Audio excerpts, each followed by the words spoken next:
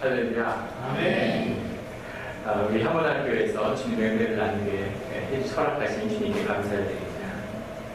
오늘 나눌 말씀은 신명기 30장 1절부터 10절까지의 말씀입니다. 모세가 파란만장한 인생을 살고 주님께 부름을 받아서 아버지로 세움을 받았습니다. 그리고 마지막에 이 땅을 떠나면서 자식들과 또 자신의 민족의 또 후진들을 앉혀놓고 마지막으로 전하는 말씀입니다. 저는 99년에 미국에 처음 오게 되었는데 원래 저는 동양철학을 공부했습니다. 그러다가 99년에 미국에 뉴욕에서 공부할 기회가 있어서 잠시 왔었는데 그때 처음으로 이민교회를 다니게 됐습니다. 또 주님을 영접하고 그리고 정말 인생이 막차를 탄 거죠. 나이 30에 주님을 영접했는데 그리고 시작해 오고 또 주님을 섬기게 되고 그 길을 걸어왔죠. 그 한국에 가서 사역을 하고 또 영국에 잠깐 있어 한국에 가서 사역을 하다가 2011년도에 잠시 1년 동안 낭신년으로 미국에 오게 됐는데 저희 집사람이 여기 와 있는 동안에 1년 있는 동안에 암인 걸 알게 됐습니다. 유방암인 걸 알게 되고 그리고 지금 중간에 또 한 번 재발하고 그래서 지금 3년째 투병을 하고 있습니다. 암 말기죠. 전신에 다 암이 퍼져 있는데 주님의 특별한 기적을 이제 기도하고 간구하는 거죠. 죽든지 살든지 주님의 부름받은 크리스찬들은 다 은혜고 다 감사한 일이지만은 아이들이 어리니까 우리 마음 가운데 주님에게 조금만 더 아이들하고 시간을 보내게 해달라고 기도하고 있습니다. 그런데 이제 병원에서 프로그램으로 죽음을 앞둔 저희 집사람을 위해서 같이 유서를 만드는 그런 일을 하고 있어요. 같이 앉아서 유언으로 어떻게 아이들에게 무슨 말을 남길까 그걸 녹음을 하는 병원의 프로그램입니다. 아이들에게 유언을 남기는데 아이들이 지금 어리고 막내는 7살이거든요. 7살짜리에게 무슨 말을 남기겠어요? 그러니까 이 아이가 나이가 들어가면서 접할 수 있는 그 말씀을 계속 이제 그 유언을 계속 기록을 하는 거죠. 그래서 저도 그런 똑같은 마음으로 이제 아이들에게 어떤 말을 전해줘야 될까 이런 걸 생각하게 되는 거죠. 또 저희 인생 가운데 자녀들에게 내가 지금 각오가 없다면 우리 자녀들에게 어떤 말을 남겨야 할까? 아이들에게 남겨야 할 유언이 뭐가 있을까? 아이들에게 가장 소중한 부모가 없이 세상을 살아가야 하는 아이들에게 주어져야 할 가장 중요한 그 말씀의 핵심이 뭘까? 유언의 핵심이 뭘까 생각하면 역시 그것은 우리 그리스도의 비밀을 남기는 것밖에 없는 것 같아요. 무엇을 남기면 아이들의 삶이 지켜지고 무엇을 남기면 아이들의 삶이 보장받을 수 있겠습니까?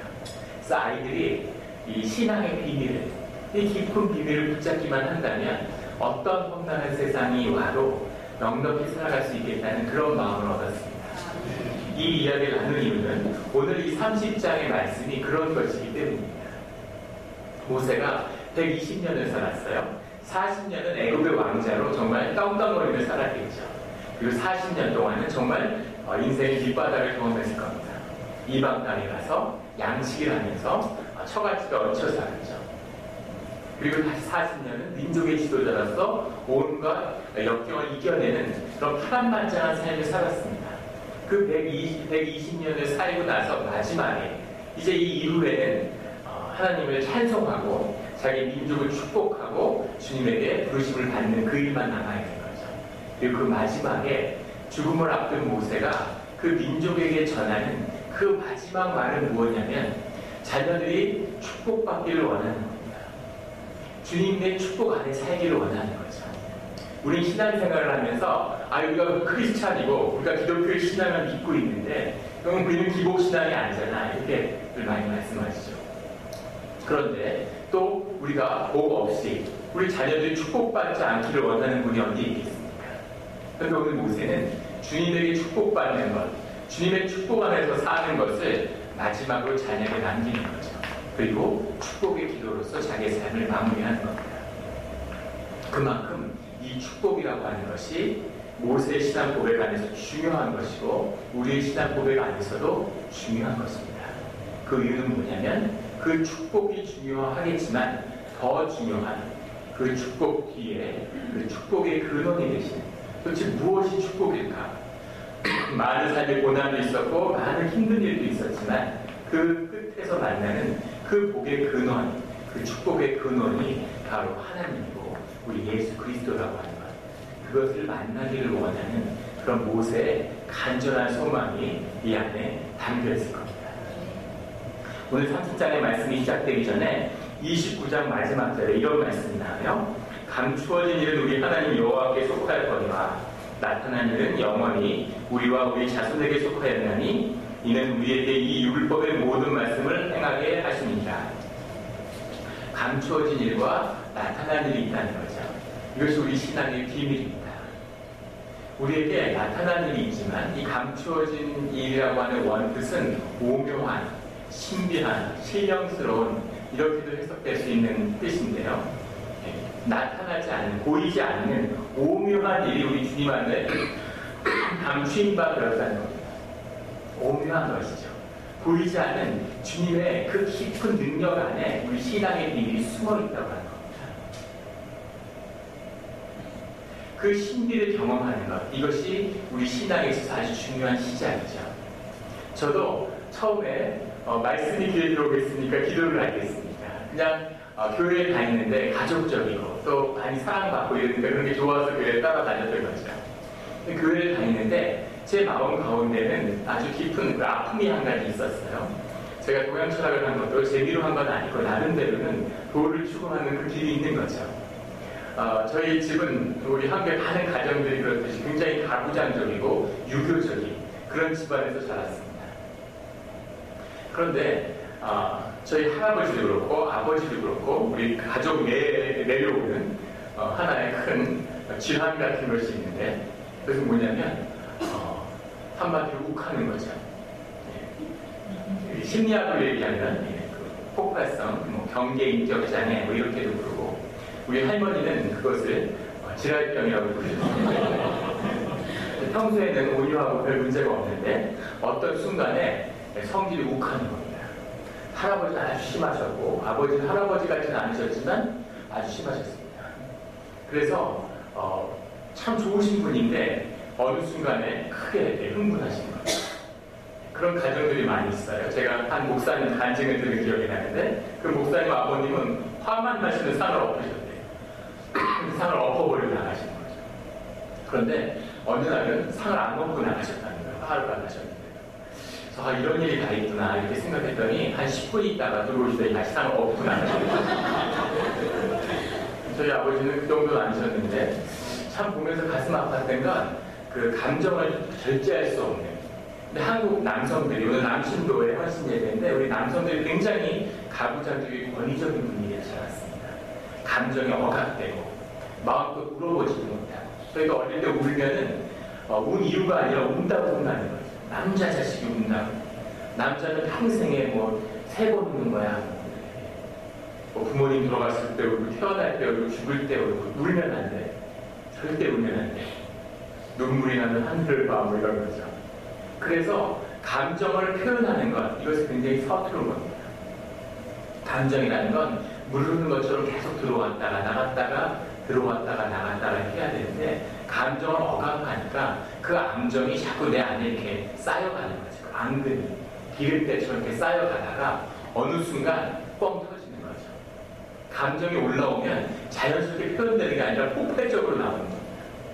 그래서 부부간에 얘기하는데 무슨 얘기하다가 안 한다고 했잖아 이렇게 얘기하는 거죠. 언제 그렇게 얘기했어 이렇게 되는 거죠. 그 다음에 화가 막 걷잡을 수 없이 올라오는 거예요. 아버지도 그렇게 해서 막 화를 내고 막 화를 낼 때는 정말 정상이 아닌 사람처럼 보이죠. 그런데 그 다음에 깊이 후회하시지만은 가족들은 멀어지고 자기를 사랑하고 가장 가까운 사람들에게 상처 주고 어린 시절 아버지가 화를 낸 다음에 방에 이렇게 우두커니 앉아 계시던 모습이 생각나요. 그럼 누나들, 어머니가 아버지하고 아예 그냥 그 상종도 안 할 것처럼 외면하는 거죠. 아버지는 굉장히 외롭고 쓸쓸한데 상처받은 모습으로 앉아 계시던 뒷모습이 생각나요. 후회하고 그걸 좀 회복해 보려고 하지만 그런 일이 자꾸 반복되는 거죠. 그래서 저는 어렸을 때 나는 절대 장가를 가지 말아야 되겠다 이런 생각을 했어요. 나도 결국은 가족이나 가까운 사람에게 이렇게 상처를 주게 되겠다. 저도 자라면서 저 안에 그런 게 있는 걸 아는 거죠. 저희 형도 그렇고. 그런데 그 화가 한번 불이 붙으면 끌 수가 없는 거죠. 딜레마에 빠지게 됩니다. 그걸 밖으로 투사하면 밖으로 쏟아내는 누군가에게 그런 관계로 완전히 손상되게 되는 거죠. 아니면 그걸 내가 안으로 삭히면 내 안에 에너지를, 생명의 에너지를 완전히 고갈시키는 그 힘이 하나도 없는, 심하면 신경증 같은 걸 유발하게 되는 그런 딜레마에 빠지게 되는 거예요. 제가 일본에 유학할 때 불이 이렇게 붙으면 집을 나가는 거예요. 그래서 이렇게 그 불이 다 꺼질 때까지, 정확히 얘기하면 마음의 에너지를 다 태울 때까지 밤새 돌아다니는 거죠. 그러다가 이제 힘들어서 화를 못 낼 정도 상태가 되면 그럼 집으로 들어와서 자는 겁니다. 그래서 밤에 공원에 이렇게 산책을 하면 그걸 우연히 본 사람들은 속도 모르고 완전히 도사가 따로 온다. 도도사라고 밤에 산책하는 모습 봤다 이러면서 속을 모르는 거죠. 그런데 집사람하고 이제 일본에서 만나서 결혼을 했습니다. 다른 유학생으로 만나서 미국에 오게 됐는데 결혼을 하는데 저희 집사람은 좀 다혈질이에요. 속에 있는 말을 그대로 토해내는 스타일입니다. 근데 저는 좀 불이 늦게 붙는 거죠. 불이 붙어서 불이 올라오면 그러면 이제 자리를 피하는 거죠. 안 좋은 모습 보여주기 싫으니까 제가 집을 나가는 거예요. 그래서 이렇게 나가면 저희 집사람이 등 뒤에 대고 얘기하는데 나간다고 더 뭐라고 그러는 거예요. 속도 모르고. 근데 뉴욕의 밤은 일본하고 한국하고 또 다릅니다. 여기하고 완전히 다르죠. 굉장히 비참하죠. 춥고 위험하고. 하루는 밤에 이렇게 나갔는데 모퉁이를 돌다가 어떤 사람을 만났어요. 저 놀래서 저도 뒤로 훔치했는데 제가 깜짝 놀란 건 상대방은 뒤로 넘어졌습니다. 제가 무서운 거라서 제가 너무 무서웠던 거죠. 감사합니다. 근데 밤에 이렇게 나갔는데 마음이 이제 비참한 거죠. 야, 이게 뭐냐 도대체. 이 에너지를 어떤 헌신되고 불태우는 이런 삶을 못 살면서 그걸 화를 죽이겠다고 밤에 나왔어요. 그런데 그때 목사님 처음 교회 다니는데 기도를 못하는 거죠. 1분씩 하루에 3번만 기도해보자 이렇게 기도 훈련을 받는데 그게 어렵더라고요. 그런데 마음속에 왠지 그때 기도를 처음, 일생에 처음 해보게 된 거죠. 그 예수 그리스도의 이름으로 그 불을 끄는 그런 기도를 한 겁니다. 근데 놀라운 것은 그 불이 꺼진 거죠. 그래서 예수 그리스도의 이름에 능력이 있구나.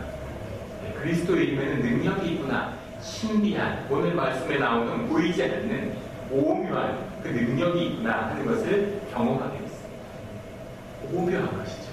이것이 이 감추어진 신비를 경험하는 것, 이것이 신앙의 내용입니다. 제가 예수를 믿고 신학 공부를 마치고 한국에 가서 교회에서 사역을 하는데 전도사로 풀타임 사역을 했습니다. 안수하기 전에. 근데 우리 가족들하고 이제 갈등이 막 본격화됐죠. 제가 처음으로 교회를 다녔으니까 교회 다닐 때 제가 처음인데 다 절에 다녀요. 그러니까 뭐 핍박이 이제 오는 거죠. 아주 갈등이 점점 심해지고 예수를 믿게 되고 예수를 주로 영접하면 갈등이 생겨납니다. 가족 간에 어려움이 있어요. 그건 그 사람들이 나빠서도 아니고 영적인 일입니다. 감추어진 보이지 않는 일이죠. 본인들은 왜 그러는지도 알 수 없지만 자꾸만 갈등이 일어나면 힘들어지는 거죠.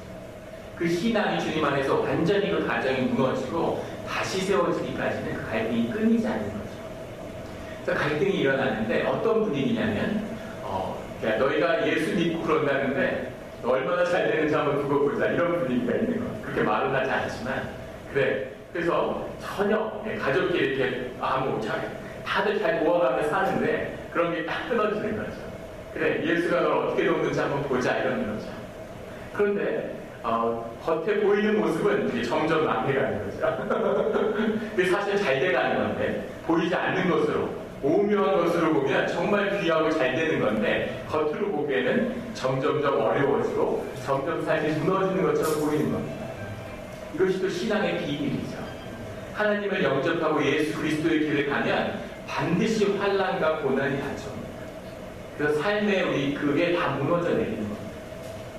그런 것을 깊이 경험하셨을 거예요.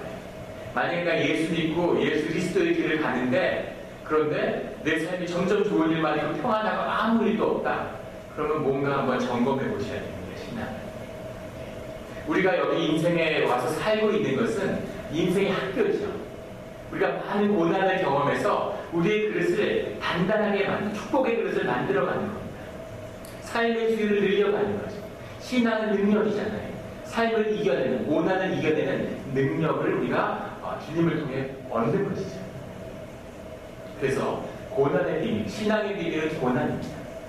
주님을 영접하면 삶이 쑥대밭이 되게 돼 있어요. 처음엔 좋은 듯 하나 몇 년 신실하게 생각하면 삶이 쑥대밭이 됩니다. 안타까운 건 교회 처음 나왔을 때 우리 남전도회 전도할 때 그런 말씀을 해주셔야 되는데 교회 나오면 당신 인생이 쑥대밭이 됩니다. 이렇게 말씀을 해주셔야 되는데 그런 얘기를 안 해주시잖아요. 좋은 얘기. 물론 끝에는 큰 축복으로 변화되지만 우리의 삶의 에고, 내가 내 삶의 주인 노릇하던 그것을 하나님이 다루시는 가장 빠르고 확실한 방법은 우리가 이 삶의 조건을 뿌리내린 그것으로 우리 겉사람을 만들고 껍질들을 완전히 깨버리는 그런 일이 있어야 하는 것이죠.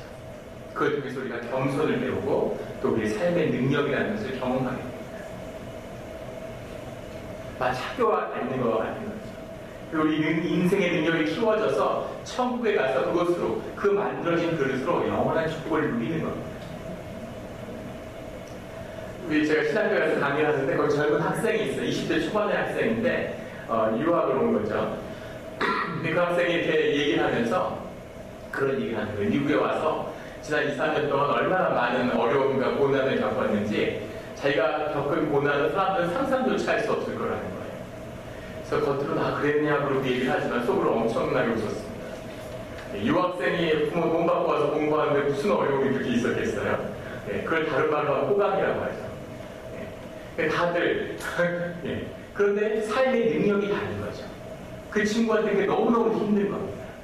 중학교 때는 중학교의 어려움이 있고 고등학교 때는 고등학교의 어려움이 있는 거죠. 옛날에 신학교에서 우리 같이 이런 그 신학생끼리 모임을 갔는데 세계에서 온 학생들이 다 있잖아요.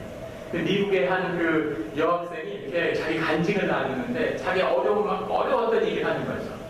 그러면서 뭐 자기가 이제 그 장로교에서 자랐는데 장로교가 너무 엄숙하고 그래서 싫어서 침례교회를 나가고 싶었다는 거예요. 부모님이 그걸 못 나가게 하고 뭐 그런 어려운 얘기를 막 하니까 막 사람들이 같이 울고 끌어안고 너 힘들었겠다 막 위로를 해주는 거죠.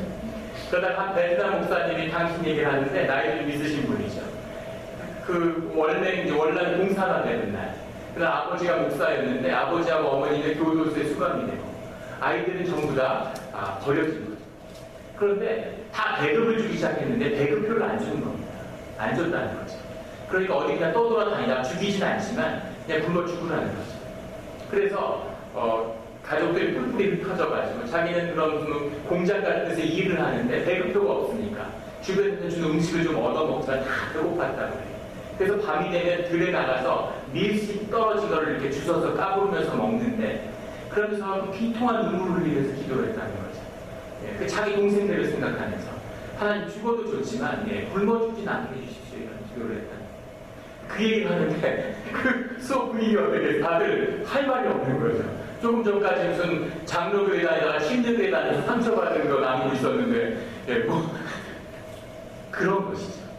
하나님을 경험하는데 다 은혜고 다 사랑이죠. 하지만 어떤 능력으로 주님을 만났느냐는 것. 그 능력으로 주님을 내 능력으로 세상을 이겨내면 더 큰 고난이 찾아옵니다. 그게 신앙의 또 비밀이죠. 그런데 그것을 이길 능력을 주님이 이미 우리에게 주신 거죠. 그것으로 우리가 그것을 이겨내는 겁니다. 점점 능력이 높아져요. 배가 가는데 바다의 물의 수위가 올라가면 점점 더 큰 배를 띄울 수 있잖아요. 배의 수위가 높으면 수십만 톤짜리 배를 띄울 수 있는 거죠. 작은 시냇물을 생각해 보시죠. 거기 조약돌이 물이 철철철철 흐르는데 거기에 배를 띄운다고 한번 생각해 보세요. 삐그럭삐그럭하고 우리 인생 같은 거죠.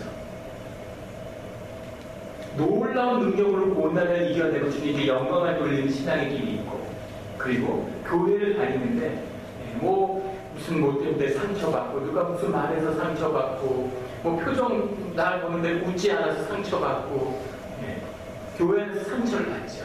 교회는 모두 영을 열고 오기 때문에 깊은 기도 가운데 한 영을 썼기 때문에 교회에서 상처를 받으면 깊은 상처를 받습니다.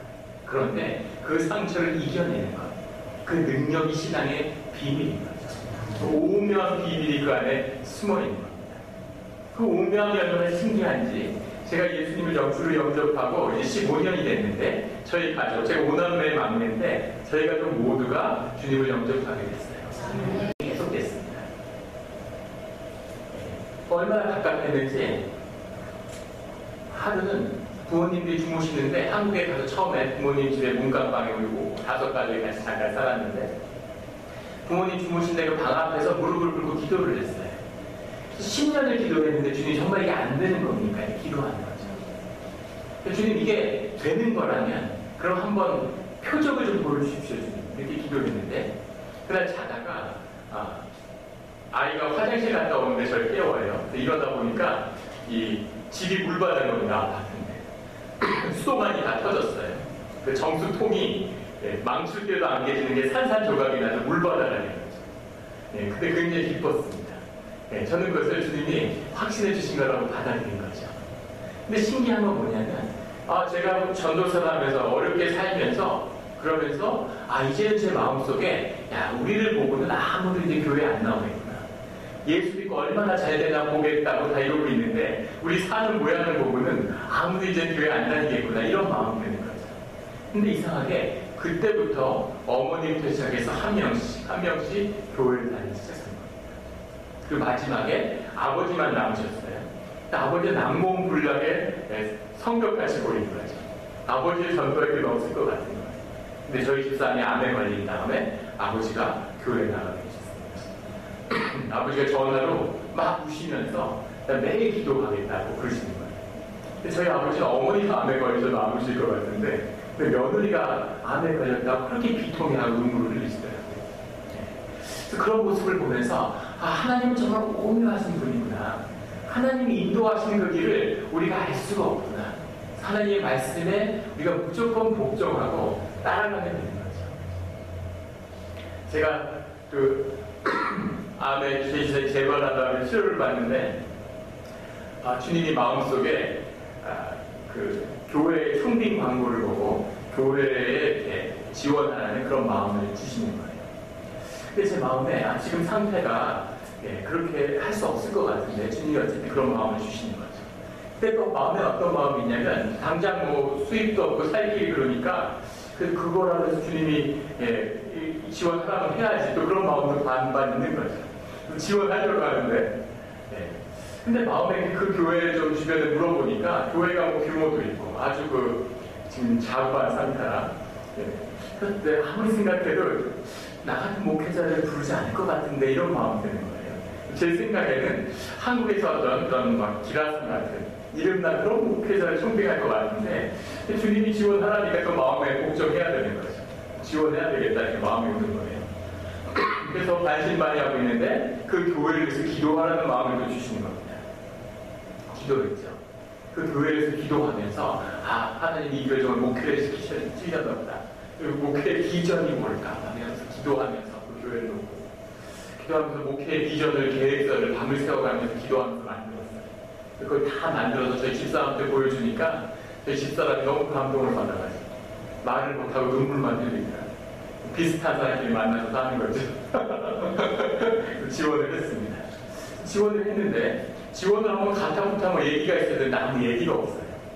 그렇다고 전화해서 어떻게 되느냐 물어보는 것도 이상하고 청등을 이렇게 하나 이런 마음을 들고 그래서 하여간 연락이 올 때까지 절대 연락하지 말아야지 이런 자존심 아닌 그런 마음을 먹었습니다. 그런데 한 달, 2달이 지나도 아무 소식이 없더니 어느 날 책이 날라온 거예요. 교회에서. 적지 않은 돈의 책이 날라왔어요. 이게 뭘까? 그걸 일단 가지고 있었는데 다음 달에 또 날라오는 거예요. 그래서 또 그걸 가지고 있었는데 다음 달에 또 날라오는 거예요. 도저히 이제 그냥 있을 수가 없잖아요. 그래서 전화를 드렸죠. 그런 마음이 이게 특이한 교회구나. 사람 청빙도 안 하고 사례부터 주나 이런 마음이 들고 그래서 전화를 해서 왜 책을 보내셨느냐고 이렇게 여쭤보니까 그 교회에서 뭐라고 말씀하시냐면 그 교회에서 불우한 목회자들을 돕는 사역을 하는데 불우한 목회자를 뽑혔다고 그렇게 말씀하셨어요. 그 어쨌든 큰 은혜죠. 큰 은혜를 누리고 있는 거죠. 하나님께 감사하고 하나님이 인도하시는 그 길을 가서 큰 은혜를 입었는데 그런데 주님이 인도하시는 그 말씀 그대로 우리가 따라가면 된다는 겁니다. 우리가 무슨 왜 주님이 이런 일을 하실까? 주님의 계획은 뭘까? 알 수도 없고 알려고 할 필요도 없는 거죠. 주님의 말씀에 순종하고 그 길을 가면서 주님이 그 길을 여는 겁니다. 그것이 은혜의 비밀이죠. 우리가 은혜를 다 사모하고 좋아하는 것 같은데 하나님이 오늘 축복하신다고 하는 이 의미 안에는 우리에게 은혜를 깨닫게 하시는 거예요. 은혜로 살라고 하는 겁니다. 주님은 우리에게 필요를 채우시고 우리의 필요한 것을 주시는데 주님은 우리의 필요를 채우시지 우리의 원트를, 니드를 채우시지 원트를, 우리의 욕구를 채우시는 건 아니라는 거죠. 우리가 원하는 것을 채우시는 건 아니라는 겁니다. 주님의 맡겨진 삶, 주님 안에 있는 삶이라는 것에는 평화가 있는 거죠. 형통의 길이 있는 겁니다. 주님이 인도하시기 때문에. 근데 그것은 필요를 채우는 거지 우리의 욕구를 채우는 게 아니에요. 주님은 우리가 주님의 은혜로 살아가기를 원하시죠. 그 은혜의 비밀, 그 축복의 비밀 속에서 살아가기를 원하시는 겁니다. 그런데 사실 비밀은 뭐냐? 우리가 은혜를 달라고, 주님 은혜를 사모한다고 말씀드리는데 우리가 사실은 은혜를 그렇게 좋아하지 않는다는 겁니다. 은혜를 사모하시나요? 제가 영국에 유학할 때 거기 그 캠퍼스 미니스트리를 하러 유학와 계시는 그런 목사님이 계셨어요. 선교사로. 근데 이제 많이 힘들죠. 영국에서 선교하기 힘듭니다. 아프리카에서 선교하면 도움도 많이 주시고 이러는데 영국에서 선교한다고 하면 누가 거들떠도 안 보고 고생 많이 하시죠. 그래서 마음속에 기도하는데 그런 마음이 오는 거예요. 하나님 그런 마음 주셔가지고 저희가 영국 떠날 때 저희 차를 그 선교사님한테 드렸습니다. 미국에서 갖고 간 차입니다. 미국은 차가 영국은 한 2배 비싸요. 여기서 이제 차가 그러면 안 됐는데 차가 좋으니까 가져간 거죠. 유학 갈 때. 가서 그 차를 탔는데 그거를 드렸어요. 근데 신기한 것은 그것도 오묘한 일이죠. 그것을 선교사님 드린 다음부터는 지금까지 한 8년 됐는데 늘 어딘가에서 차를 얻게 된다는 거죠. 어디 가든 차가 주어집니다. 지금도 아주 좋은 차를 타고 다니죠. 럭셔리 카를 타고 다니죠. 8기통짜리. 그 기름값이 감당이 안 돼요. 그런데 그 차를 타고 다니니까 감사하고 좋죠. 그런데 정말 우리가 은혜를 사모할까요? 자, 한번 보세요. 누가 이렇게 줘서 좋은 차를 타는 걸 좋아할까요? 아니면 내 능력이 있고 내가 돈이 많아서 내 마음대로 좋은 차를 사는 걸 더 좋아할까요? 내 자식이 공부를 못해. 능력이 안 돼. 근데 주님의 은혜로 좋은 대학을 갔어. 그것을 우리가 더 사모할 거 아니면 내 자식이 진짜 똑똑하고 공부 잘해서 뭐 아무 대학이나 뭐 원하는 대학에 다 가서 서로 오라고 막 이러는데 내 마음대로 골라라. 이게 더 좋을까요? 내가 능력이 없고 정말 길에서 자야 되는데 주님의 은혜로 내가 지붕을 세우고 하늘을 가리고 좋은 집에 살아. 이게 좋습니까? 아니면 내가 능력이 있어서 내 마음대로 집을 골라서 사는 게 더 좋을까요? 사실 우리는 은혜를 원한다고 하지만 은혜를 좋아하지 않는다는 거죠. 우리는 내 능력으로 한 80%, 90%는 되는데 내가 부족한 한 1, 20% 주님이 좀 채워서 내 욕망을, 내 꿈을 좀 이루어주세요. 이런 거죠. 그런 걸 은혜로 받아들이지만 주님은 오로지 온전히 주님이 100%가 될 때만이 우리 삶 가운데 역사하신다는 거죠. 그것이 주님의 깊은 섭리입니다. 그것을 배워가고 그것을 알아가는 거죠. 보이는 것 속에서는 누가 뭐라 그러든 보이지 않는 그 귀한 것을 똑같이 사는 것 같지만 주님이 주시는 것과 세상이 주는 것과는 다른 것이죠. 그래서 왕국에 사는 것보다 주님 앞에 문지기를 사는 것이 더 낫다고 하는 그 비밀을 모세는 오늘 자손들이, 유다의 민족이, 이스라엘의 민족이 그 비밀을 꼭 알았으면, 자신이 평생을 통해 안 그 비밀을 알았으면 하는 간절한 고백이 오늘 말씀 가운데 있는 겁니다. 이것만 붙잡고 있으면 걱정이 없다는 거죠. 삶 가운데서 어떤 고난이 오고 어디가 무너져 내려도 거기서 다시 시작할 수 있다는 겁니다. 오늘 말씀 가운데 3절에 보면 백성 중에, 흩으신 백성 중에 너를 모을 것이다. 2절에 보면 여호와의 말씀을 청종하면 또 앞에 이 일이 마음에 기억나면, 어려운 일을 당하고 어렵고 무너질 때마다 주님이 기억나면, 주님의 말씀을 다시 생각하게 되면, 주님의 말씀을 청종하게 되면, 그러면 3절에 포로에서 돌아오게 하시고 여호와께서 흩으신 가운데 다시 모으신다는 거죠. 흩으신 가운데서 모은다는 것은 세움을 받는다, 구별해서 선택을 받는다는 의미죠. 흩어졌지만 다시 세워짐을 받는다는 뜻입니다. 그 다음 절에 가면 4절에 가면 거기서 너를 모실 거며 거기서부터 너를 이끌어줄 것이다. 지금은 다 무너진 것 같고 지금은 수습이 안 될 것 같고 야, 내 인생이 이렇게 됐는데 여기서 뭐가 될까? 이제는 늦은 게 아닐까? 거기서 다시 거기서부터 시작하신다는 거예요. 모세가 40년 동안 양을 치고 나이가 80이 돼서 아, 내 생은 다 끝났구나. 주님 불러내보라 하는데 자존감이 완전히 무너져서 다혈질이었던 똑똑한 사람입니다. 왕실에서 자랐어요. 그 당시에 파로의 왕가라고 하는 것은 신과 같은 존재죠. 그 신과 같은 그런 형제로 자랐습니다. 다혈질, 자기 성질이 있는 사람, 자기 마음에 안 맞는다고 길에서 사람을 때려 죽이는 그런 다혈질의 사람이 있어요. 40년 동안 삶이 다 무너져 내려서 아무것도 인간적인 게 남은 게 없는 거지. 완전히 바닥에 장인어른 집에서 살았어요. 양치면서. 그래서 주님이 불러내니까 주님 저는 못합니다.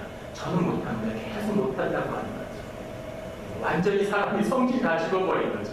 완전히 겸손해진 겁니다.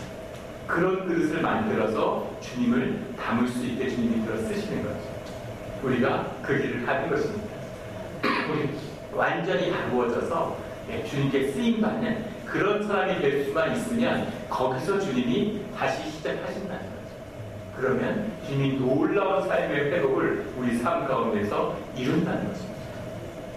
하나님이 씨를 좋고도 사랑으로 뿌리는데 여기도 뿌려지고 저기도 뿌려지고 씨의 사후대상을 이뤘지만 좋은 밭을 만나면 30배, 60배, 100배의 결실을 맺을 거라고 하는 그 생명의 비밀이 그 안에 들어있는 거죠. 오늘 6절의 말씀에 가면 주님께서 너로 생명을 얻게 하실 것이다. 내 하나님 여호와를 사랑하게 하사 너를 생명을 얻게 하실 것이다. 이렇게 얘기합니다. 여기서 생명이라는 건 하이라고 하는 뜻인데 그 원래 쓴 생명이라고 하는 네팟이라고 하는 표현을 안 쓰고 하이라는 표현을 썼어요. 주님이 주신 생명, 새로운 생명력, 주님의 영적인 능력, 이것을 부어주신다는 거죠. 주님과 깊이 관계됐기 때문에 주님으로부터 힘을 얻어서 그 일로, 그 힘으로 살아가는, 그 능력으로 살아가는 그런 삶의 길을 여시겠다고 하는 겁니다. 젊어서는 30대, 20대는 내 능력으로 내가 뭘 좀 해봐야지, 내 능력을 키우기 위해서 살았지만 마흔이 넘어가면 다 느끼시죠. 어떠한 분도 50대가 되면 느끼실 겁니다. 아, 이제는 기분이 없구나. 이제는 힘이 딸리는구나. 이제 내 힘으로는 안 되는구나. 그것을 아는 거죠. 어떻게든 안간힘을 써서 살아보려고 하면 점점 깔아앉는, 추락해가는 것이 삶의 본질입니다. 그런데 주님이 새로운 생명과 선을 다으라는 거죠. 새로운 생명을 그 안에 부으시겠다는 거죠. 그 생명을 가지면 그러면 능치 못할 일이 없다고 주님이 말씀하시는 겁니다. 예전에 사역하던 교회에 한 자매가 있어요. 그 자매가 있는데 그 어머니가 혼자 되셔서 우리가 함께 있던 교회가 있던 그 어려운 달동네가 있는 그 산자락에서 바느질을 하시면서 자녀들을 키웠습니다. 자매인데 아픔이 있죠. 그래서 그 자매가 자랐는데 얼마나 어려웠겠습니까? 근데 그 어머니 권사님이 기도하는 분이죠. 신앙의 유산을 남긴 겁니다. 기도해야 되고 하나님에게 그걸 의뢰하고 하나님을 통해서 인생의 문제를 풀어가야 한다는 것을 어릴 때 유산으로 가는 거죠. 이 자매가 살아가는데 오빠가 고등학교를 가야 되는데 고등학교 다니는 것도 힘든 거예요. 한국에서 학비도 안 비싼데. 그러니까 여동생들이 전부 다 학교를 못 가고 중학교 졸업하고 초등학교 졸업하고 전부 취직해서 공장에서 일을 하는 겁니다. 그러니까 이 자매가 얼마나 그 어린 나이 학교 가고 싶고 그랬겠어요. 그러면서 공장에서 일하면서 학교를 못 가죠. 근데 열심히 희망을 잃지 않고 기도해서 그 공장에서 일하고 그러면서 야간에 여삼에 다녔다. 여삼에 다니면서 공부를 열심히 한 거죠. 자기 동생권 된 아이들하고. 그 여삼을 졸업하는데 좋은 성적을 거둬서 은행에 취직을 했어요. 은행에 취직을 했는데 여삼에서 가장 성적이 좋은 사람들이 이 은행 취직을 합니다. 은행 취직을 해서 은행에서 열심히 돈을 번 거죠. 그래서 은행에서 한 10여 년 일을 하고 돈을 모아가지고 다시 대학에 들어갔습니다. 30이 넘어서 대학 공부를 시작한 거죠. 대학 공부를 하면서 회계 공부를 해서 나중에 회계사가 됐어요. 회계 회사에 다니고 뭐 이렇게 집도 사고 나이가 40이 넘었습니다. 그래서 이제는 시집도 가고 싶고 남들처럼 살아보고 싶은데 나이가 40이 넘은 거죠. 그러니까 주변에 좋은 혼처가 없는 거예요. 그러니까 뭐 교회 다니는데 또 권사님들이 이렇게 붙잡고 뭐 이렇게 자꾸 기운 빠지는 말씀하시고, 뭐 남자는 집값인데 여자는 작값이다. 나이 들면 점점 못해진다. 뭐 서둘러라. 이거 소개하면은 뭐 애 둘 있고 막 대머리 아저씨 이런 분들 소개해주잖아. 그러니까 점점점 이제 막 속상한 거죠. 정말 이렇게 연애도 하고 이렇게 시집 잘 가고 싶잖아요. 그런데 그게 현실적으로 어렵다고 중에서 다 그러는 거죠. 믿음이 있으니까 기도하면서 그 꿈을 잃지 않고 교회에서 열심히 하다가 교회에서 청년을 만나가지고 결혼했어요. 잘 살아요. 그 자매를 보면서 이거가 신앙의 능력이구나. 이것이 신앙의 유산이구나. 이것을 자녀에게 물려줘야 되는 거구나 하는 걸 봤어요. 아무것도 남기지 못했지만 주님의 이름을, 예수 그리스도의 능력의 이름을 남겼기 때문에 자녀가 그걸 뻗어가는 거죠. 그 삶의 영광 속에 멋진 드라마의 주인공이 되는 거예요. 드라마 중에 가장 인기 있는 드라마가 어떤 드라마인가요? 막장 드라마죠. 극단적인 이야기를 나오죠. 그래야 멋진 드라마가 돼요. 그 드라마의 주인공으로 세움을 받는 거죠. 이것이 우리 신앙과 인생의 비밀입니다. 아무 일 없이 하루 세끼 먹고 평평하게 살다가 죽으면 드라마가 되나요? 아무 의미가 없는 거죠. 그런데 주님이 함께 하시기 때문에 극적인 멋진 드라마, 고난을 딛고서 살아가는 삶의 능력의 드라마의 주인공이 되는 거죠. 그 반대의 이야기가 들어왔습니다. 제가 대학 다닐 때 서울에 한 사립대학을 다녔는데 재단이 있었어요. 그 재단이 IMF 때 무너졌습니다. 그 재단 이사장님이 계신데 제가 이제 그분을 보장하는 선배가 있어서 뭐 소개하고 그분은 국회의원도 하고 그래서 국회에서 뭐 아르바이트도 하고 그랬습니다. 근데 제가 미국에 유학을 오는데 인사를 하러 갔어요. 그때는 이미 이제 사업이 무너지기 여러 해가 지난 다음이죠. 사다 인사를 드려가지고 미국에 가게 됐다 인사를 드리는데 이분이 얘기를 하면서 뭐라고 그러시냐면 어떻게 지내시냐 하는데 큰 딸이 있는 거죠. 장성한 딸이. 시집 보내셔야죠. 그러니까 뭐라고 하면 기운이 하나도 없는 목소리로 내 형편이 이러다 보니까 딸을 결혼을 못 시킨다는 거예요. 제가 굉장한 충격을 받았어요. 도대체 얼마나 어렵길래 딸을 결혼을 못 시키나. 마음이 아팠죠. 그래서 그 비서실장하는 분한테 물었어요. 도대체 얼마나 어렵길래 딸을 결혼을 못 시키냐고. 그러니까 그분이 어이없어 웃으시는 거예요. 재산이 아직도 수천억 대라는 거예요. 대기업으로 하다 무너졌지만. 그런데 기가 꺾인 거죠. 생명의 기운이, 영이, 호연지기가 꺾여버린 거예요. 그래서 아무것도 못하는 겁니다. 괜히 그냥 술 먹고 이렇게 사는 거예요. 근데 그 비서진이 뭐라고 얘기했냐면 재산이 수천억이 있어도 삶이 감당이 안 된다는 거죠. 미국에 병원 치료받으러 오면 공항에서 병원을 가는데 꼭 헬기를 타고 간대요. 그게 몇만 불이 드는데 그냥 차 타고 가도 되는데 꼭 헬기를 타고 간다는 거죠. 그런 삶을 유지를 못한다는 거예요. 그 자식도 똑똑하게 여기 조기유학 보내가지고 미국에서 대학 나오고 영어도 잘하고 똑똑해요. 그런데 아무것도 못하는 거죠. 그저 부모가 잘 돼서 무슨 갤러리 하나 차려주면 그런 데서 이렇게 좀 있다가 비슷한 애들 만나서 결혼하고 그렇게 살아야 되는데 부모가 그렇게 못해주는 거죠. 애도 뭐 하나 부족한 게 없는데 그 기가 꺾이니까 아무것도 못하고 그냥 무의도식하게 사는 겁니다.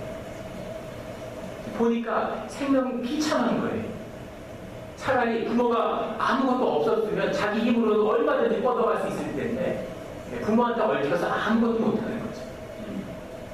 그렇게 사는데 무슨 일을 할 수 있겠습니까? 무슨 일을 해서 자기가 벌이를 하고 삶의 의미를 찾을 수 있겠어요? 그래서 이게 축복이 아니라 저주구나 완전히. 그런 걸 봤습니다. 눈에 보이는 나타난 것이 무엇인가가 중요한 게 아니라 이 보이지 않는 주님이 부으시겠다고 하는 이 생명의 비밀을 경험해야 하는 거죠. 모세는 이 생명을 만난 겁니다. 그래서 삶의 완전 최정상을 최밑바닥을 경험했지만 삶의 진정한 의미는 높아지는 것도 아니고 낮아지는 것도 아니고 주님을 만나는 것이구나. 주님과 연결돼서 주님의 생명을 받는 것이구나 하는 것을 자녀들에게 유언으로 남기게 되는 거죠. 오늘 남친도들이 모였는데 남친도 헌신 예배라고 해서 사실 그것을 말씀을 묵상했다가 여성분들이 더 많아요. 그래서 이걸 나눠야 되나. 아버지가 아주 중요합니다. 모세라는 한 아버지가 세워졌기 때문에 그래서 이스라엘 민족이 세워지는 거죠. 우리 한국 민족의 문제는 아버지 없는 민족, 아버지 없는 사회가 된다는 거예요. 유교 문화는 우리 가정에서 아버지를 뺏어갔습니다. 거짓 아버지 상을 만들어서 참 아버지를 우리가 만나지 못해요. 그런데 아버지 하면은 다 거부감이 있고 권위가 있고 상처가 있고 아버지의 회복이 없이, 가정의 회복이 없이 사회와 민족도 교회도, 구약은 다 가족의 얘기하는 신약은 다 교회의 얘기죠.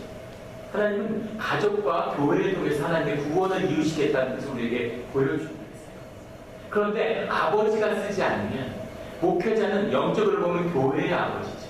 아무리 젊어도 목회자는 영적으로 아버지입니다.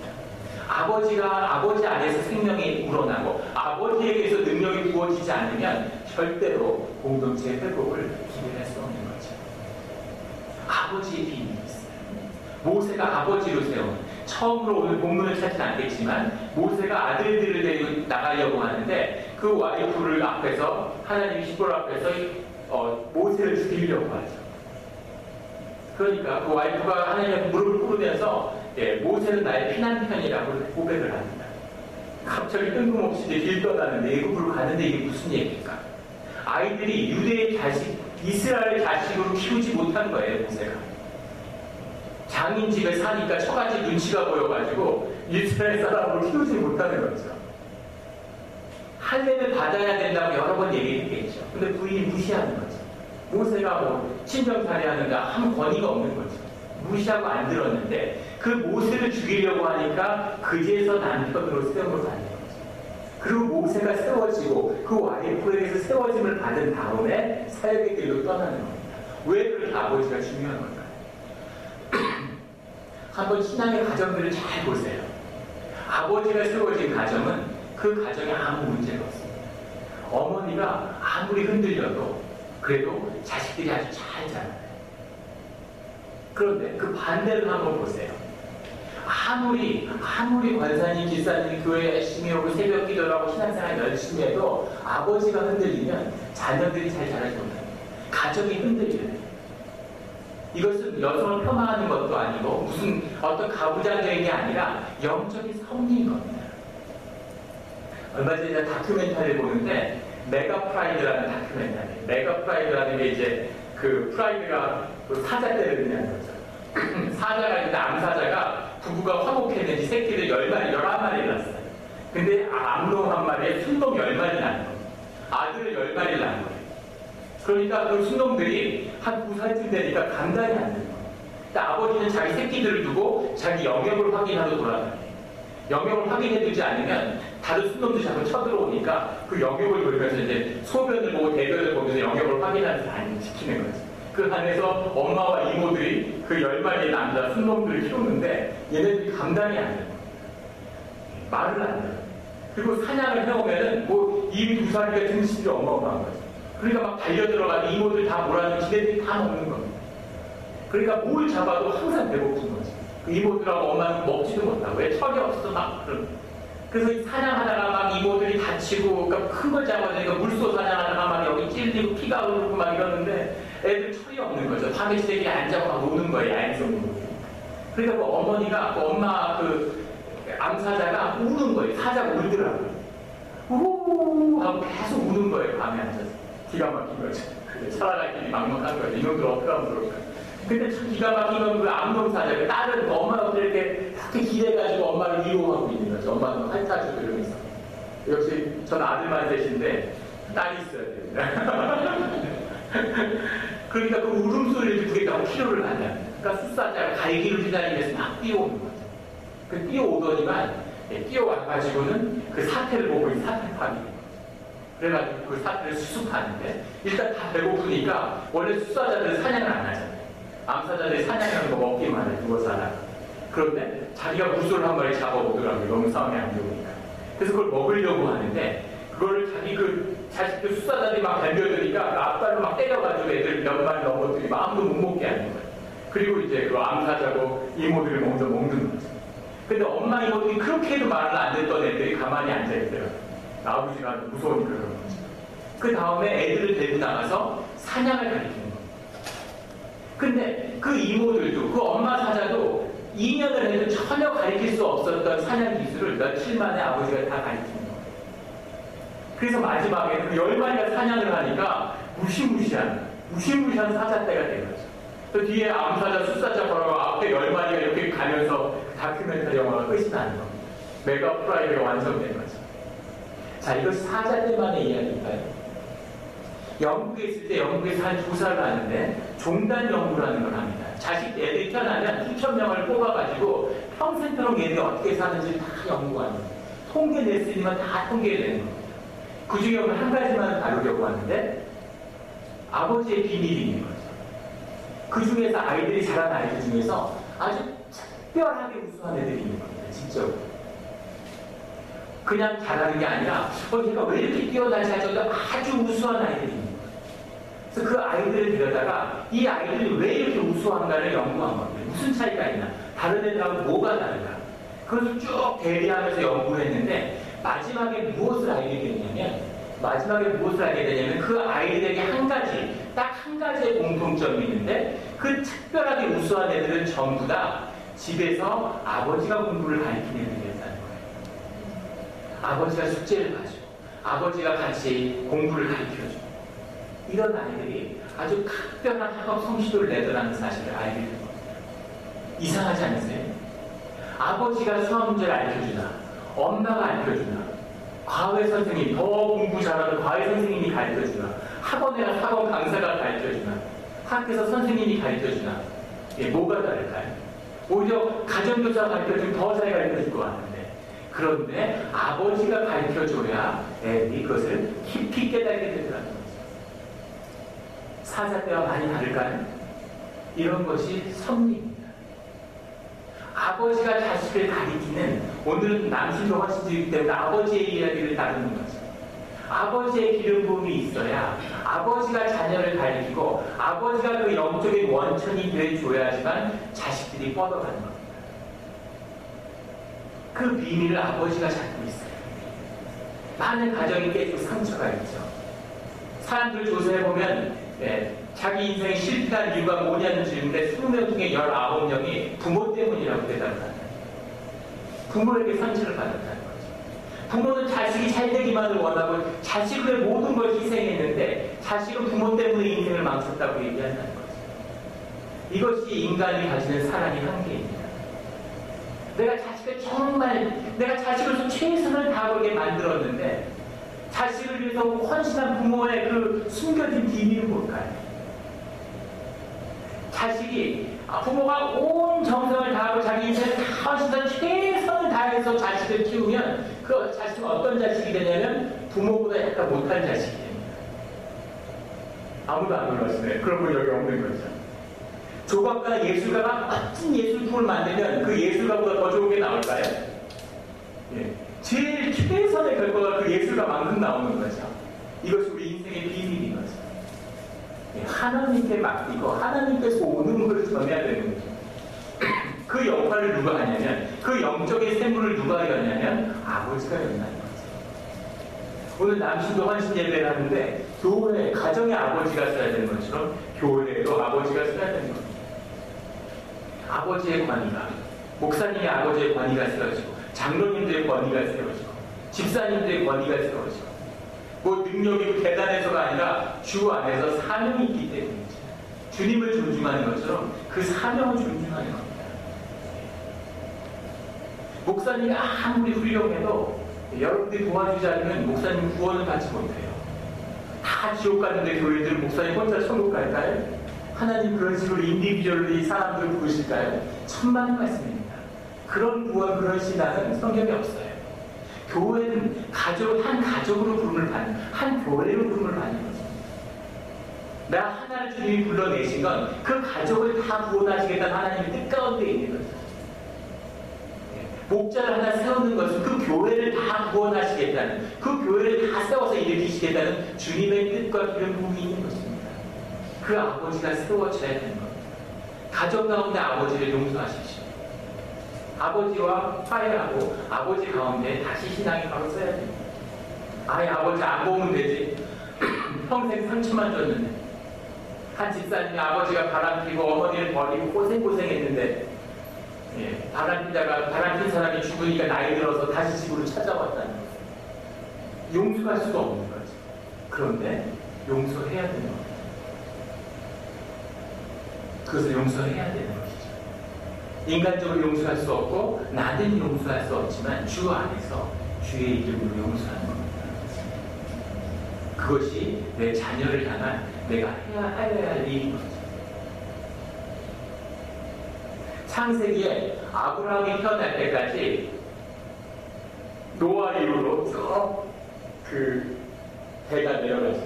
몇 년을 살았고 몇 년 살고 찾지 않겠지만 그걸 쭉 읽어보면 놀라운 사실을 발견하게 되는 건 아브라함이 태어났을 때도 2명을 제외하고는 다 세상에 살아있다는 겁니다.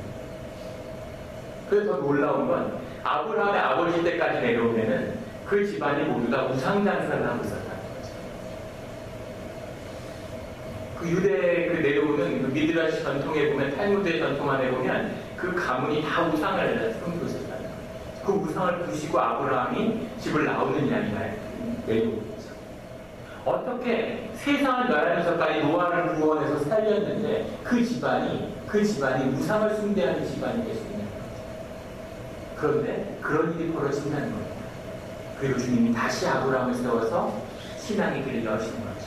중요한 건 노아가 아브라함이 태어날 때까지 살아있었다는 겁니다. 왜 그렇게 오래 살았을까요? 그리고 왜 주님이 죽으신 때를 정하신 걸까요? 그것이 아브라함의 때인 거죠. 노아의 기도를 대신할 수 있는 주님의 자녀를 세움을 받는 겁니다. 그것이 아버지의 역할이에요. 이 땅에 있는 동안, 이 땅에 사는 동안 끝까지 해야 할 사역이 있는 거죠.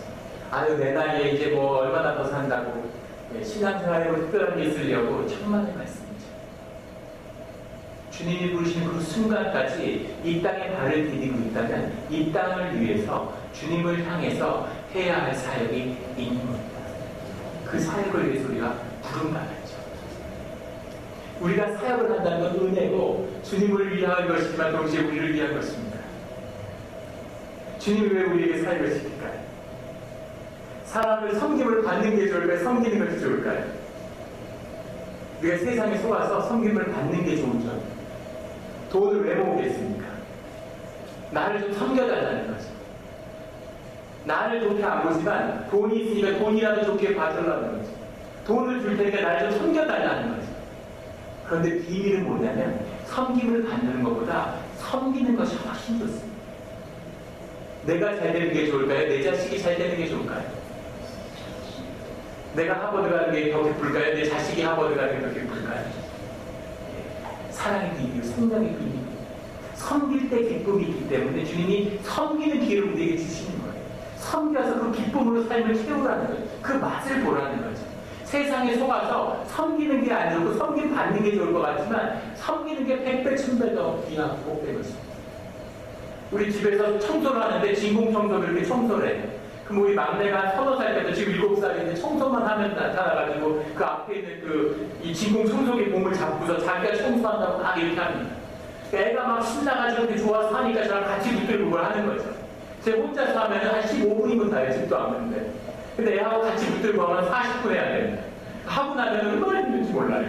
애 따라다니면서 이거 하니까. 그럼 그 녀석이 엄마가 얼마나 자랑을 하는지 자기가 집안에 어깨 다 했다고 그러고서는 저를 이끌 보고는 아빠가 조금 도와줬다고 이렇게 얘기하는 거예요. 자기가 했다. 우리의 모든 사역은, 우리의 모든 성교는, 우리의 전도는 그런 것입니다. 주님이 돌을 들어서라도 주님을 찬양하게 하고 돌을 들어서라도 쓰셔서 세상을 바꾸실 수 있는 분이죠. 그런데 우리와 같이 동역하시는 거죠. 우리를 세우시는 겁니다. 우리를 사역의 자리로 세워주시는 거예요. 무엇을 위해서 그러시겠어요? 우리의 기쁨이 주님이 기쁨이 되기 때문에 주님도 기뻐하시지만 우리가 기뻐하고 우리가 보람 있고 우리가 의미 있고 우리가 그 기쁨을 누리라는 거죠. 그 비밀의 맛을 한번 보라는 거죠. 그 맛을 본 사람들은 그 길로 가는 것입니다. 교회 전도 프로그램이 넘쳐납니다. 제가 제일 보기 싫은 것 중에 하나가 교회들 그 차들 밴들 다니는데 옆에 교회 이름 써놓은 거예요. 우리 하모나교회도 그런가요? 보지마 그렇게 말씀드려서 제가 그런 걸 왜 싫냐면 왜 그런 걸 거기다 붙이고 다닐까요? 무슨 교회가 어떤 전화번호 뭐 이메일 주소까지 써놓고 다니까 그거 보고 교회 찾아오라는 얘기겠죠. 교회가 무슨 중국집도 아니고 광고 보고 찾아오겠습니다. 교회가 사람들 앞에 주님 앞에 세워지는 길은 바로 이 생명이 주님 앞에 부어지는 거예요. 주님 앞에서 교회가 세워지는 거예요. 그 생명을 누리는 거예요. 한국에 있을 때 조사해보니까 교회 전도 프로그램이 한 200개 됩니다. 근데 한국 교회는 15년째 계속 죽어가고 있어요. 교회만의 문제가 아닙니다. 한국 사회도 죽어가고 있고 한국이 죽어가고 있어요. 제가 영국에서 공부할 때 케임브리지에서 공부를 했는데 인구 5만도 안 되는 도시에 기가 막힌 교회 성당들이 교회들이 줄비합니다. 근데 사람이 아무도 없죠. 지금은 5명, 10명이 모여서 예배해요. 그러니까 교회를 유지할 수가 없으니까 교회에 오는 사람들한테 그 관광비를 받습니다. 출입료. 가뜩이나 교회 안 나오면 교회 나오면 그 출입료를 누가 하고 있어요, 교회. 교회는 아무도 안 나와요. 이 작은 도시에 왜 이렇게 교회 건물이 큰 게 많을까? 100년 전에는 그 시의 모든 사람이 다 교회를 나왔던 거죠. 150년 전에는 빅토리아 시대에는 영국에서 그 교회의 교족부를 가지고 인구조사를 했다는 거예요. 교족부를 모아서 인구를 딱 교인들 숫자에 세보면 전 인구하고 딱 맞아 떨어지는 거죠. 영국에 그런 시절이 있었다는 거예요. 근데 지금은 교회들이 팔려나가고 교회들이 레스토랑이 되고 교회가 무슨 나이트클럽이 되고 이렇게 바뀌고 있죠. 근데 우리가 보아야 할 것은 교회가 가장 왕성하던 그 시절에 영국이 최전성기였다는 겁니다. 그 야만인들, 유럽에서 버림받은 악마가 사는 땅, 비웃음을 당하는 그 변방의 야만인들이 세계를 다스리는 민족이 된 거죠. 이것이 생명의 비밀입니다. 한국도 뭐가 있었어요? 유엔탕이랑 꿀꿀이 좀 먹고 이러다가 일어났죠. 그 생명의 힘이 어디서 왔습니까? 남북통일하면 어떻게 걱정하는 분들이 계세요. 우리가 언제는 우리가 능력이 됐습니까? 그 능력의 비밀은 그 생명이 있는 거죠. 그 생명이 부어져야 되는 거죠. 교회가 죽어가면 세상은 같이 죽어가는 거죠. 이것이 나타나는 것과 숨겨진 보이지 않는 것의 비밀입니다. 그 비밀을 교회 성도들이 쥐고 있는 거죠. 그 비밀이 풀려나면, 교회 안에서 그 생명의 비밀이 풀려나면 교회에 나와라, 교회 전도 이런 거 할 필요 없습니다. 사람들이 다 영이 부어졌기 때문에 다 영물이잖아요. 그 비밀과 그 맛이 이 안에 있으면 사람들이 귀신같이 알아요. 영으로 안에 찾아오는 거죠. 몰려드는 겁니다. 그게 어느 정도냐면 교회에 나오지 마라. 교회에 나오다 걸리면 죽인다. 가려놓고 교회에 나온 사람을 잡아다가 사자한테 던져 죽이고 사지를 찢어 죽이고 그래도 교회를 찾고 예배가 드려지는 거죠. 이것이 기독교의 역사고 교회의 역사고 세계의 역사입니다. 노예와 여자들이 하수구에 숨어서 예배를 드리던 그 교회가 로마를 뒤엎고 세상의 주인이 된 것이죠. 이것이 주님의 능력입니다. 오늘 하모나 교회가 그런 주님의 축복이 함께하기를 원합니다. 주님의 능력이 함께하고 주님의 그 본질이 요즘의 교회들을 보면 정말 하나님 없이 목회가 되나 안 되나 시험하는 것 같아요. 하나님 안 계셔도 우리 멋진 건물이 있으니까, 우리 멋진 주차장이 있으니까, 하모나 교회 멋진 주차장이 있지만 그런 것으로 프로그램으로 되지 않는 것이죠. 주님의 정말 귀한 이 생명에 다시 연결이 되면 주님이 이 말씀을 주었을 때, 모세가 이 말씀을 후손들에게 남겼을 때 사람들이 우상 숭배로 떨어지고 아무리 성령을 제대로 좋은 역사로 시작됐지만 그 끝이 육신으로 끝날 수 있지만 그게 끝이어서는 안 된다는 거죠. 거기서 주님이 다시 이끄신다는 겁니다. 말씀을 붙잡으면 다시 일어날 수 있다는 거예요. 다시 회복될 수 있다는 겁니다. 우리 교회가 무너지고 미국 교회, 한국 교회, 이 베이 지역에는 미국 전체에서 가장 기독교 인구가 적은 곳입니다. 교회에 나가는 복음 인구화된 인구가 1%도 안 된다는 거죠. 선교사가 와야 하는 지역이죠. 1%와 99%로 나눠서 경제적으로 세상에 무슨 가진 자 못 가진 자를 보이는 것에서 나누지만 영적으로 하면은 여기에 나오신 분은 다 1% 안에 드는 거죠. 큰 사명을 가지고 이 베이 지역에 서 계시는 겁니다. 어려운 것이고 대척이 있고 환란이 있고 어려움이 닥칠 것입니다. 그러나 주님이 이것을 이길 수 있는 능력과 사랑을 이 공동체 안에 부으시는 것이죠. 이 교회가 하나가 되고 이 교회에서 목회자가 아버지로 세워주시면 그러면 그 하나님의 부으시는 능력이 이 교회와 이 그릇을 채우신다는 축복의 약속이죠. 오늘 축복의 말씀을 9절, 10절에 같이 주셨어요. 우리 같이 한번 큰 소리로 같이 읽기를 원합니다. 다 찾으셨습니까? 내가 내 하나님의 여호와의 말씀을 청종하여 이 율법책에 기록된 그의 명령과 규례를 지키고 내 마음을 다하여 뜻을 다하여 모든 일과 내 몸의 소생과 내 가축의 새끼와 내 토지의 소산을 많게 하시고 내게 복을 주시되 곧 여호와께서 내 조상들을 기뻐하신 것 같이 너를 다시 기뻐하사 내게 복을 주시리라. 아멘. 우리에게는 신앙의 유산이 있습니다. 이 유산을 자녀에게 물려주면 자녀에게 어려운 일이 있고 환난이 있고 혹시 주님을 떠날 수도 있지만 그러나 이 말씀을 붙잡은 자 다시 주님께 돌아오고 이 어려운 이 도저히 될 것 같지 않은 이 사역이 될 것 같지 않은 교회가 될 것 같지 않은 이 땅에서 주님이 다시 주님의 생명을 부으셔서 교회와 우리의 가정과 우리의 삶을 다시 회복시키실 것입니다.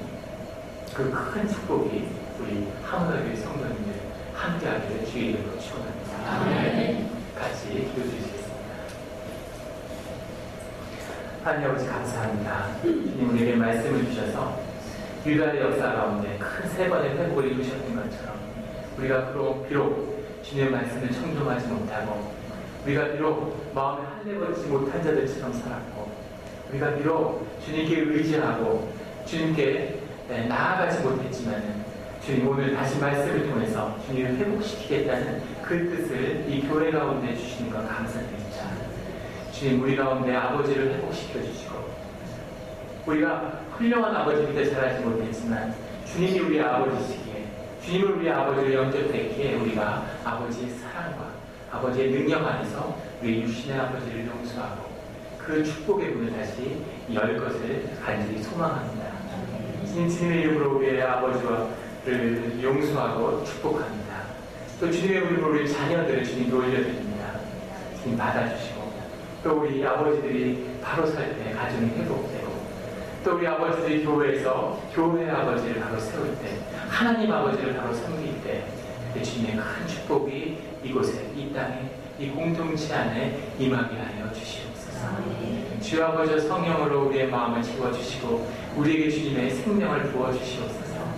저보죠 이 힘들고 어려운 삶의 자리에서 또 고난과 또 삶에 쫓기며 사는 우리에게 귀한 예배를 허락해 주시면 감사합니다. 오늘 예배 통해서 주님 홀로 영광 받으시고 주님의 영광과 주님의 축복을 우리와 우리 자손들에게 부어주심으로 인해 감사드립니다. 감사하며 예수 그리스도 이름으로 기도드렸습니다. 아멘.